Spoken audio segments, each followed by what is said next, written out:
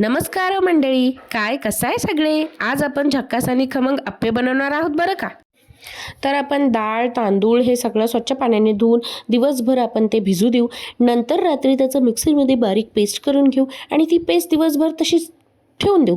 दुसऱ्या दिवशी एकदम ती टम्म फुगलेली असेल त्यात हिरव्या मिरच्या, लसण आणि कोथिंबीर याची पेस्ट टाकू आणि वरतून त्यात कांदा, टमाटर आणि तुम्हाला आवडणार त्या भाज्या आपण त्याच्यात टाकू शकतो. नंतर तेलात मोहरी आणि जिरं हे तडतडू देऊ आणि ती फोडणी पण ऑप्शनल आहे. तुम्हाला टाकायची असेल तर टाका, नाही तर नका टाकू. मीठ आणि सोडा टाकू. सोडा ऑप्शनल आहे कारण ते ऑलरेडी फर्मेंटेड असते, तर सोडा टाकायची काही गरज नाही. तर मला टम्म फुगलेले आवडतात म्हणून मी टाकलेलं आहे. तर नंतर आपण आप्पे पात्र हे गॅसवर ठेवू. गॅसची फ्लेम ही स्लो करू. प्रत्येक खगड्यात आपण तेल टाकू आणि आप्प्याचं बॅटर टाकू आणि नंतर मग ते 2-3 मिनटं शिजू देऊ. नंतर आप्पे हे आपण पलटून घेऊ. पलटल्यावर त्याचा रंग एकदम सोनेरी होणार आणि जी त्याची दुसरी बाजू आहे ना, ती 2-3 मिनटं अजून शिजू देऊ आणि त्याच्यानंतर आपले आप्पे तयार. खा, पी आणि मस्त राहा.